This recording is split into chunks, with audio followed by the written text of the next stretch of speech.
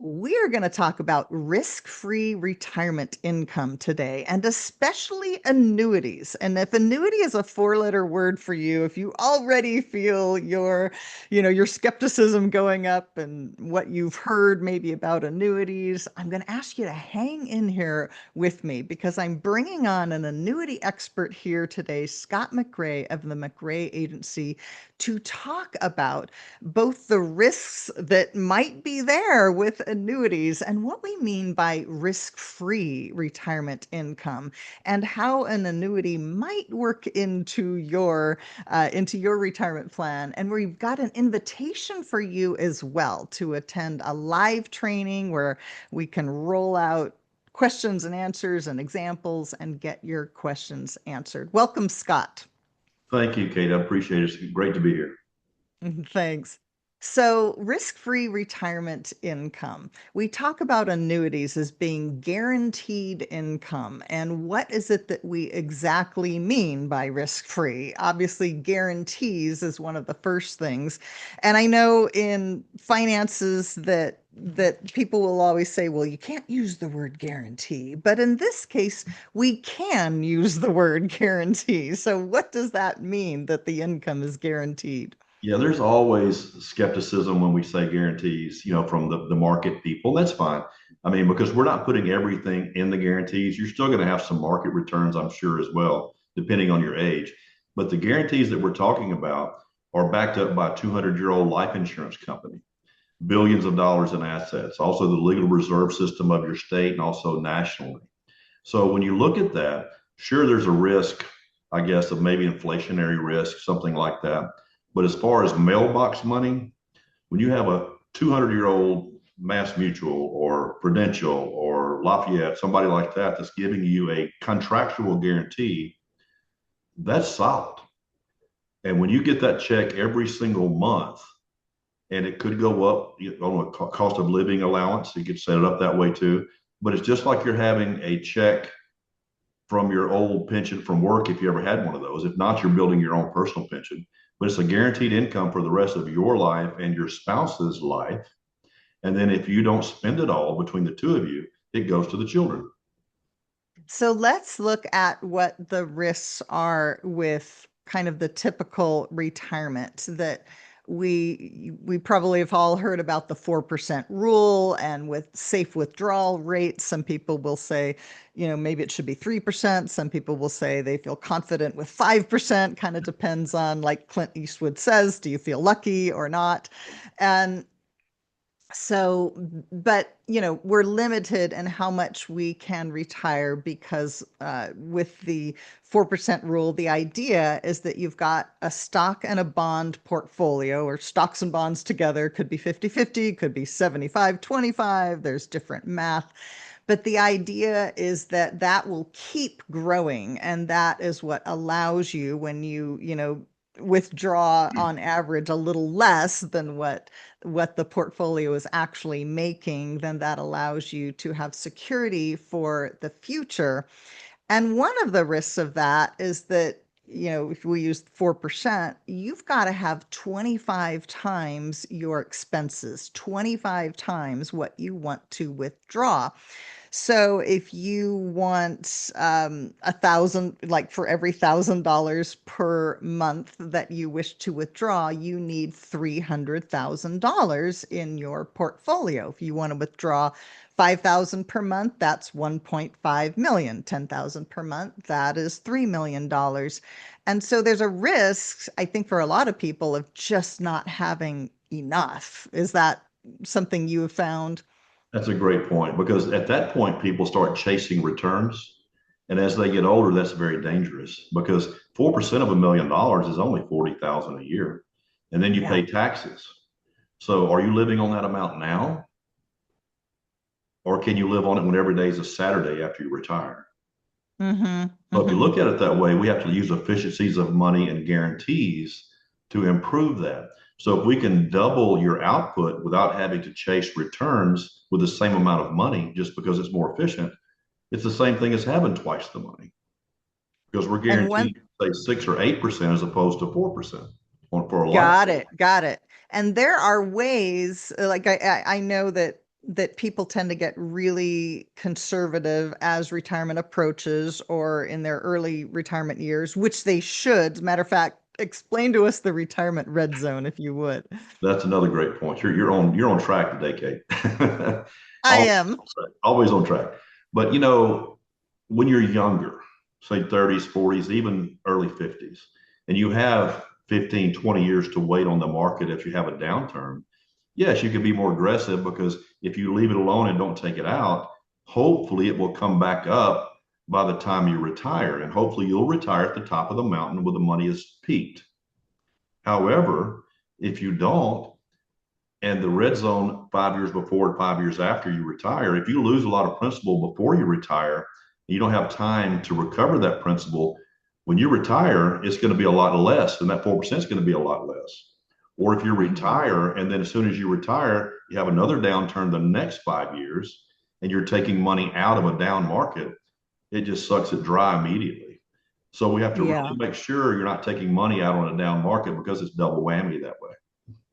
And I know that's what we saw when people were trying to retire in about 2010, and then, there was kind of a joke, not a terribly funny joke, that, they had to learn the phrase "welcome to Walmart," that you had, seniors being maybe working jobs that they wouldn't have chosen to work because they were, the 401ks became 201ks, which was kind of That the was other a funny joke joke around too. around the Great Recession. My joke is that I call it the not so great recession. It wasn't Yeah. really so great for me.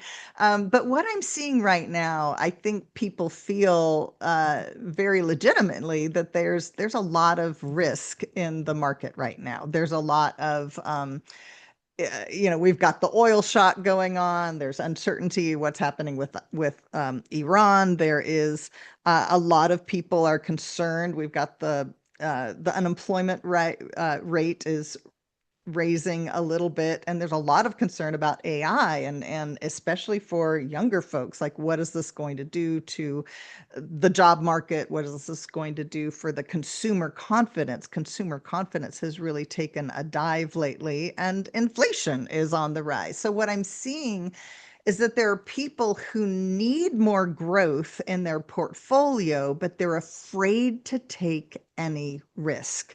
And so either they're like, they're throwing stuff in the stock market and they're chasing those tech stocks and not sleeping at night, or maybe they've got money sitting in a bank CD at 3%, 4% if you're lucky, knowing that that's barely just keeping pace with inflation.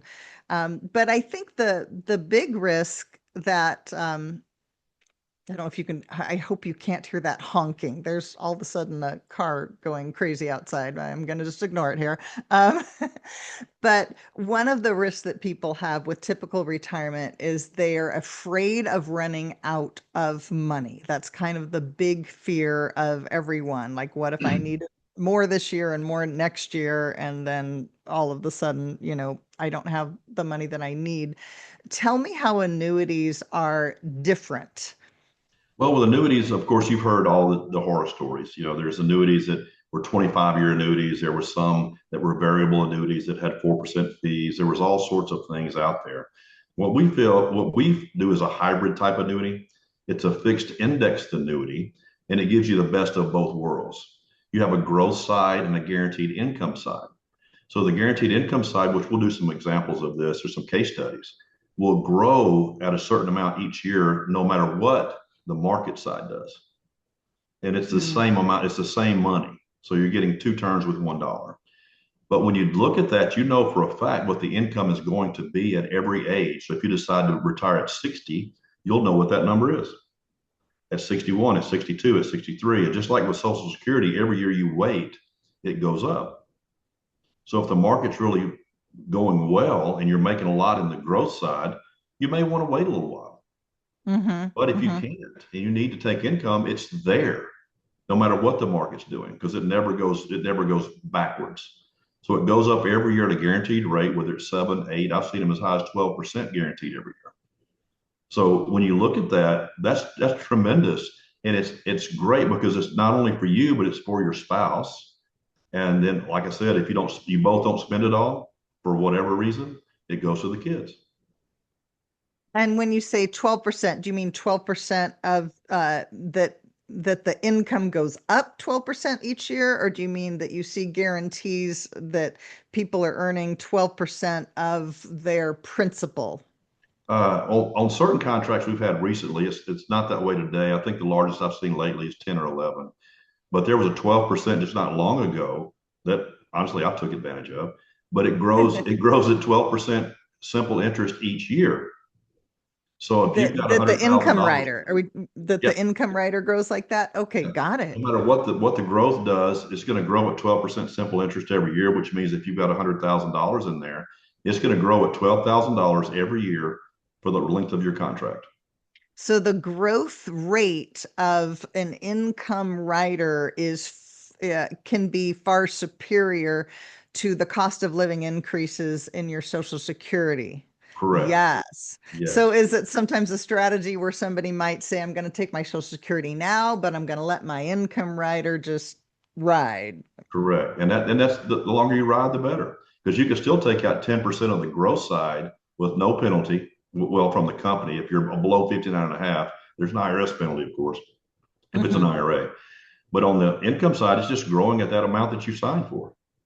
Wow. And they Wow. can't change it. It's a unilateral contract. They can't change that. So it's a really good, and what I say is a bond replacement, Hmm. because it's also going to grow at a very nice pace to outpace inflation.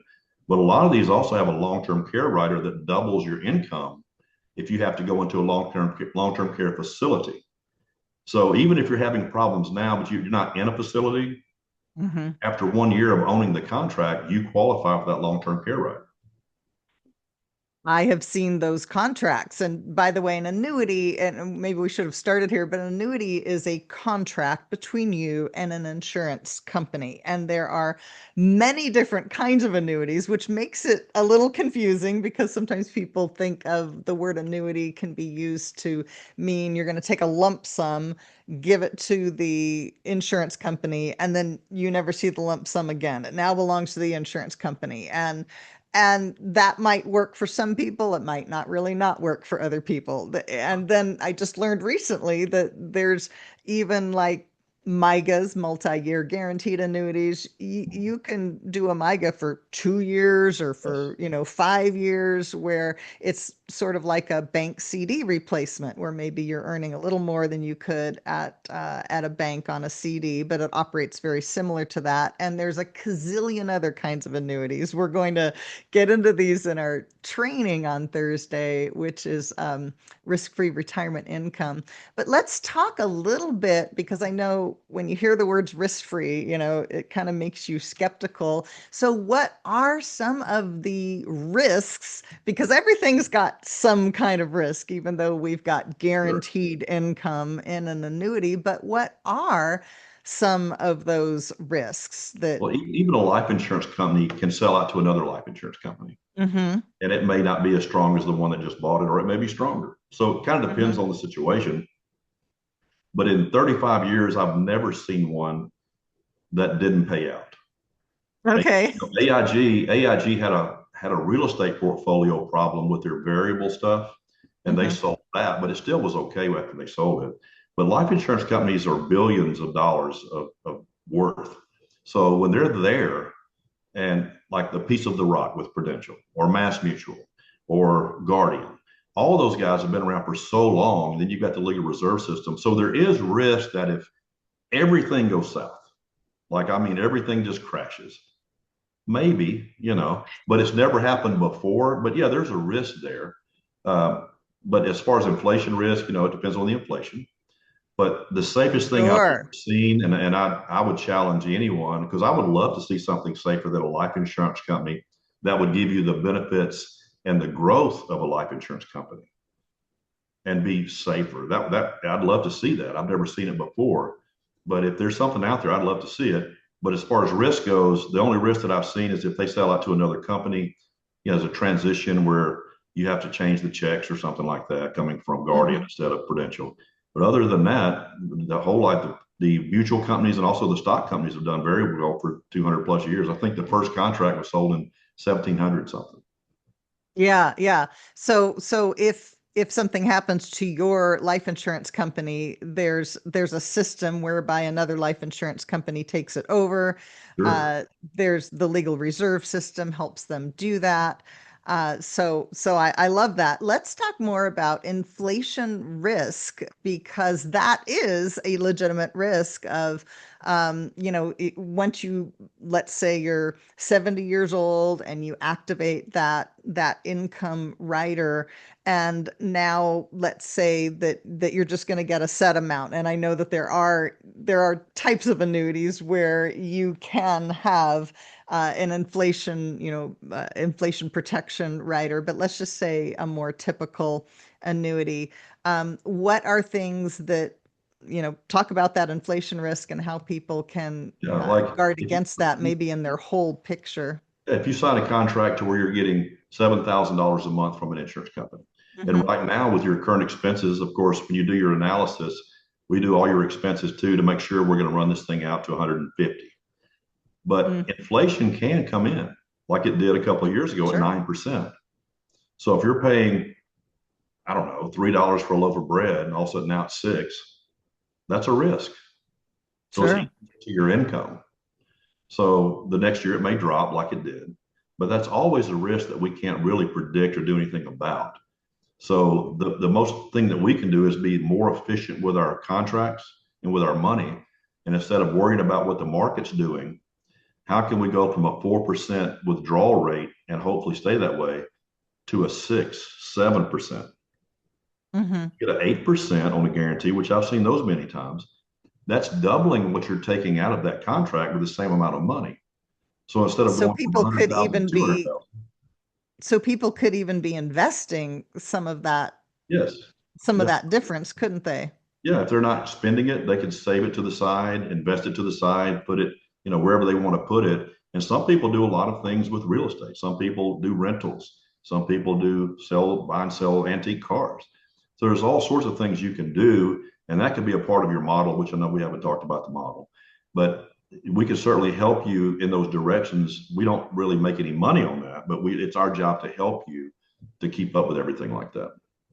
And I know I've heard you talk about balancing the seesaw, that it shouldn't be all of, like that old advice that we heard as kids, don't put all of your eggs in one basket. And one thing I've been impressed with, looking at annuities and how they can fit in, that when you have the certainty of annuities, two things happen. One is you feel like, okay, I've got this guaranteed income now coming in. You feel a little safer. You've got some security in your portfolio. Now you can invest over here with a little less worry. Whereas maybe you were being super, super conservative or even afraid to invest at all. Now you've got, a chunk of your portfolio over here. So you've got the confidence to invest. But the other thing I just heard this recently, some research done just a couple of years ago with the College of Financial Advisors and BlackRock. They researched people's spending patterns. And for those that had the stock bond portfolio, and kind of this ongoing market risk, and we're not really sure how this is going to grow, and you've got a withdrawal rate, but nothing's ever really guaranteed. They found that people with guaranteed income, like annuity income, felt confident that the behavior that they would spend up to twice as much because they had certainty. And so they weren't like maybe even the person with the bond portfolio, according to the numbers, would be doing just as well or maybe even better, but they weren't spending the money because of all of the uncertainty about what the future would hold. So I thought that was really interesting, of how people simply spend more when they have that certainty because they don't have to worry about what's happening 5 years. They know, or 10 years down the road, they know. Yeah, and really, let's be frank. Life is all about stress and stress-free living. You're either stressed out about it all the time, and that's not good for you health-wise, or you have the mailbox money to where you know it's coming, and you have a buffer over here, which is your annuity. You know that's coming every single month. So if you are investing, when the market is down, you're just buying in. When the market's up, you're hopefully letting it grow. But if not, you never have to take money out of that down market because of the buffer of the annuity. Yeah. So you can let it grow, let it grow, let it grow because you have that buffer. And mentally and Hmm. emotionally, that's a huge buffer. The other thing I see people doing, my uncle did this. He was an army dentist. And then when he left the army after, I don't know, 25 years or something, he used his pension it was like his base salary to start his next project. And he started an accounting business and he ran that for maybe 15 years before he retired. So annuity income can act like a personal pension where people can use that. They can use that for stability so that they can do something else, launch something else, invest in something else, and have that confidence. It gives them the opportunity, as they say, reinvent yourself in your golden, Yeah. and that's exciting, because It is. It is. Do you know it's June 1st, isn't it, that we're recording this? Do you know who is turning 89 years old today? And if I said to you, I know of this African American gentleman who's still working, the poor guy, maybe we should, I don't know, get like a GoFundMe together for him. But then if I tell you that it's Morgan Freeman, yeah, who's worth $250 million and is 89 years old, will never have any chance of spending his money, but he's working because he loves it and because there's a demand for his talent and because people love Morgan Freeman. And so yeah. I mean, it's he great. I can think work Clint for, Eastwood's 89 now. I yeah, think he turned 89 yesterday. Same thing. he can work for as long as he wants. And that's a whole other topic. That's a whole different show. We actually have got to wrap this one up. But I want to invite you to join us for risk-free retirement income on June the 4th. We're talking about how you can have less guesswork and more guarantees by adding annuities to your portfolio. It's happening live on Zoom at 2 p.m. Pacific, 5 p.m. Eastern. If you've missed it, if you're listening to this and it's, later, um, comment income in the comments because I can send you a replay of that. I'm here once again with Scott McRae of the McRae Agency. I'm Kate Phillips with Finance Over 50 and with Total Wealth. And I hope that you'll join us because as I've dug into annuities and I've even read the contracts and I've seen Scott help some of my clients because I don't sell annuities, but I've been someone who has, written a lot. Written articles and I've done marketing around certain products, and I have become a fan of what annuities can do for someone, the right annuity. And we'll talk about, the good, the bad, the ones to avoid. We'll talk about all of that at Risk Free Retirement Income. Thanks so much, Scott, for being Thank here. you, Kate. Really appreciate you guys. Looking forward to it.